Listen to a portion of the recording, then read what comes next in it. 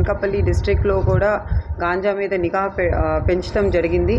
So ఈ efforts రిజల్ట్గా నిన్న మనకి 2 మేజర్ క్యాచెస్ అయినాయి.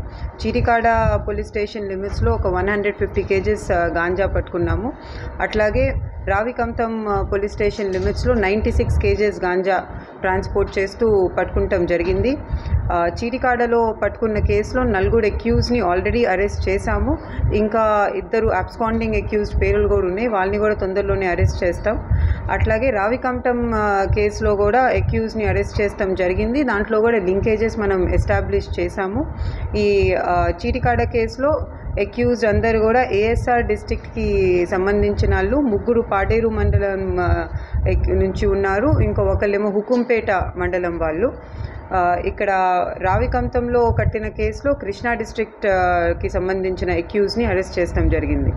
మన డిస్ట్రిక్ట్లో మనం గాంజా ట్రాన్స్పోర్టేషన్ మేజర్ రూట్స్ అన్నిటిని గుర్తించి ఈ రూట్స్ అన్నిటిలో నిఘా పెంచి, అట్లాగే అన్ని రకాల టెక్నాలజీ వారి, అంటే మన హ్యూమన్ ఇంటెలిజెన్స్ అవ్వచ్చు, లేకపోతే మన దగ్గర ఉన్న టెక్నాలజికల్ ఇన్పుట్స్ అవ్వచ్చు, అన్ని రకాల ఇన్పుట్స్ కూడా వారి మనం మేజర్ ప్రయారిటీగా ఈ అవేర్నెస్ క్యాంపెయిన్స్ కూడా స్టార్ట్ చేస్తాము. మండల్ లెవెల్ ఇంకా విలేజ్ లెవెల్ కమిటీస్ ఏ అయితే ముందే ఫార్మ్ చేసి ఉన్నాయో ఆ కమిటీస్ని కూడా రీయాక్టివేట్ చేస్తాం జరుగుతుంది. ఎందుకంటే మనం చూస్తే ఈ కేసెస్లో మనం అరెస్ట్ చేసిన వాళ్ళు చాలామంది లోకల్స్తో కనెక్షన్స్ ఉన్నాయి, ఇంకా యంగ్ వాళ్ళు ఉన్నారు.